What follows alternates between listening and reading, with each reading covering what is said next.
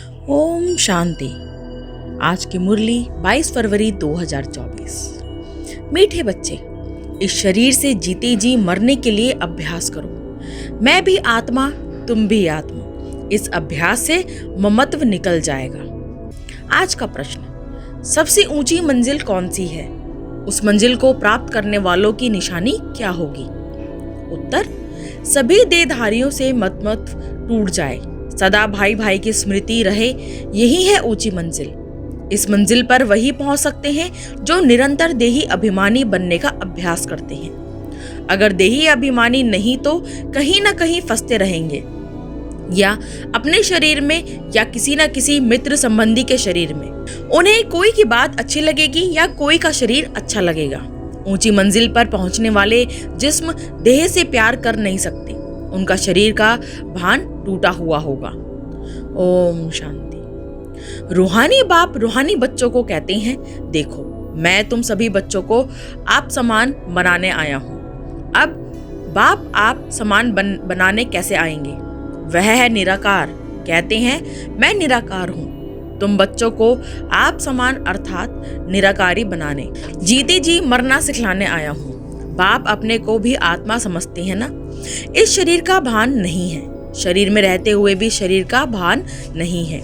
यह शरीर उनका तो नहीं है ना? तुम बच्चे भी इस शरीर का भान निकाल दो। तुम आत्माओं को ही मेरे साथ चलना है। यह शरीर जैसे मैंने लोन लिया है, वैसे आत्माएं भी लोन लेती हैं पाठ बजाने के लिए। तुम जन्म जन्मांतर शरीर लेते आए हो। अब जैसे मैं जीते जी इस शरीर में हूँ, परंतु हूँ तो न्यारा अर्थात मरा हुआ। मरना शरीर छोड़ने को कहा जाता है। तुमको भी जीते जी इस शरीर से मरना है। मैं भी आत्मा, तुम भी आत्मा। तुमको भी मेरे साथ चलना है या यहाँ ही बैठना है? तुम्हारा इस शरीर में जन्म जन्मांतर का मोह है। जैसे मैं अशरीरी हूँ, तुम भी जीते जी अपने को अशरीरी समझो। हमको अब बाबा के साथ जाना है। जैसे बाबा का यह पुराना शरीर है, तुम आत्माओं का भी यह पुराना शरीर है। पुरानी जुत्ती को छोड़ना है। जैसे मेरा इसमें ममत्व नहीं है, तुम भी इस पुरानी जुत्ती से ममत्व निकालो। तुमको ममत्व रखने की आदत पड़ी हुई है, हमको आदत नहीं है। मैं जीते जी मरा हुआ हूँ, तुमको भी जीते जी मरना है, मेरे साथ चलना है। तो अब यह प्रैक्टिस करो। शरीर का कितना भान रहता है, बात मत पूछो। शरीर रोगी हो जाता है तो भी आत्मा उसको छोड़ती नहीं है। इसे ममत्व निकालना पड़े। हमको तो बाबा के साथ जाना जरूर है। अपने को शरीर से न्यारा समझना है। इसको ही जीते जी मरना कहा जाता है। अपना घर ही याद रहता है। तुम जन्म जन्मांतर से इस शरीर में रहते आए हो, इसलिए तुमको मेहनत करनी पड़ती है। जीते जी मरना पड़ता है। मैं तो इसमें आता ही टेम्परेरी हूँ। तो मरकर चलने से अर्थात अपने को आत्मा समझकर चलने से कोई भी देहधारी में ममत्व नहीं रहेगा। अक्सर करके किसी ना किसी का किसी में मोह हो जाता है, बस उनको देखने बिगर रह नहीं सकते। यह देहधारी की याद एकदम उड़ा देनी चाहिए, क्योंकि बहुत बड़ी मंजिल है। खाते पीते जैसे कि इस शरीर में हूँ ही नहीं, यह अवस्था पक्की करनी है, तब 8 रत्नों की माला में आ सकते हैं। मेहनत बिगर थोड़े ही ऊंच पद मिलता है। जीते जी देखते हुए समझे कि मैं तो वहां का रहने वाला हूँ। जैसे बाबा इसमें टेम्परेरी बैठा है, ऐसे अब हमको भी घर जाना है। जैसे बाबा का महत्व नहीं है, वैसे हमको भी इसमें ममत्व नहीं रखना है।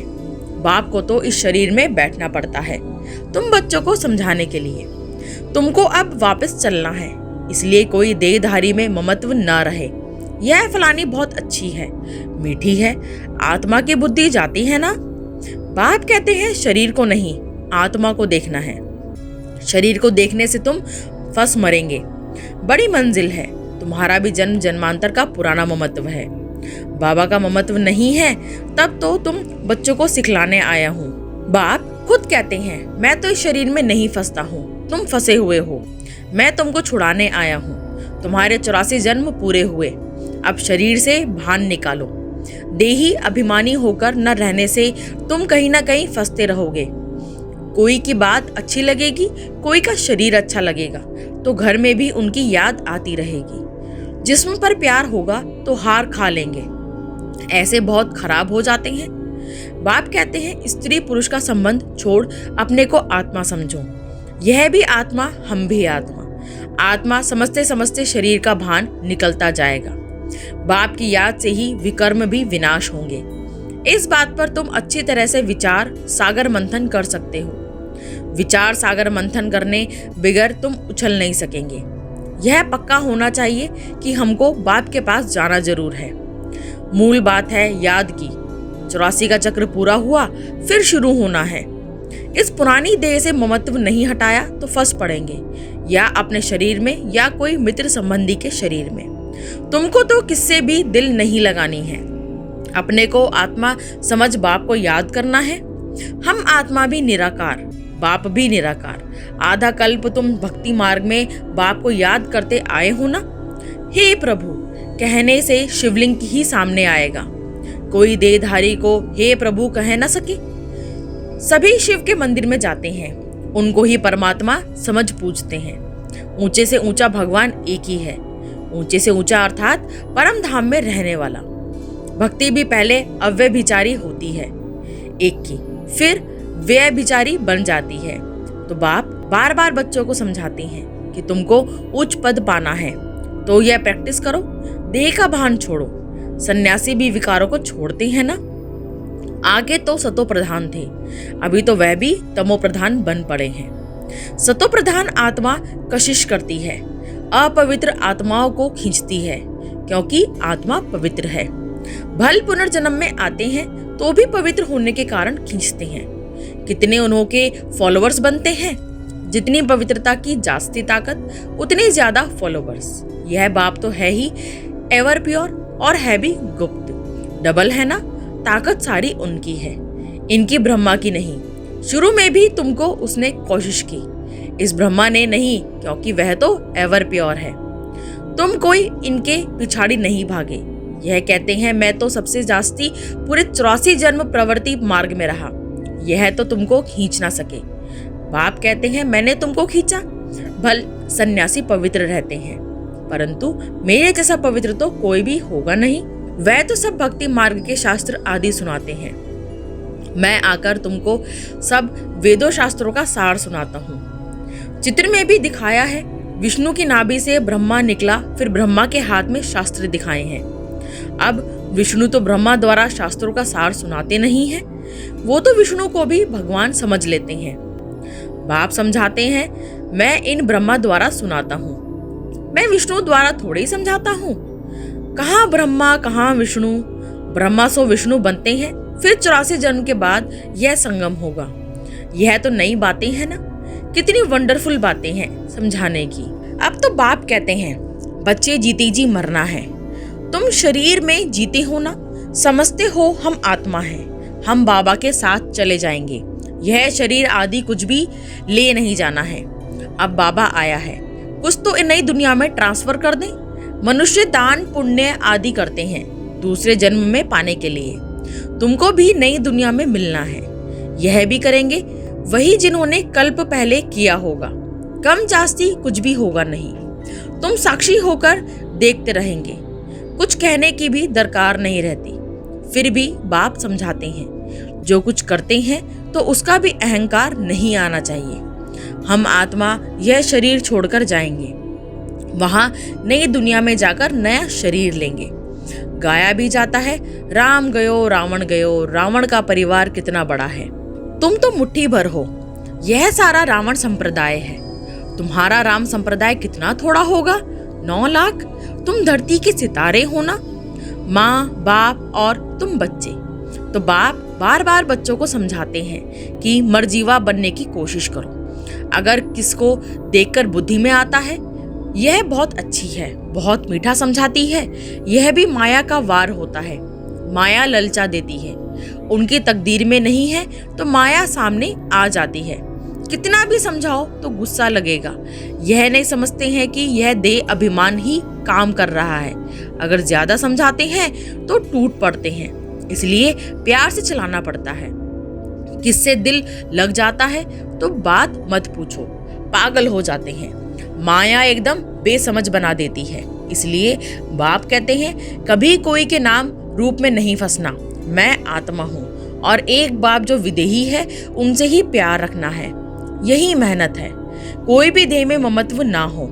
ऐसे नहीं घर में बैठे भी वह ज्ञान देने वाली याद आती रहे। बड़ी मीठी है, बहुत अच्छा समझाती है। अरे मीठा तो ज्ञान है, मीठी आत्मा है।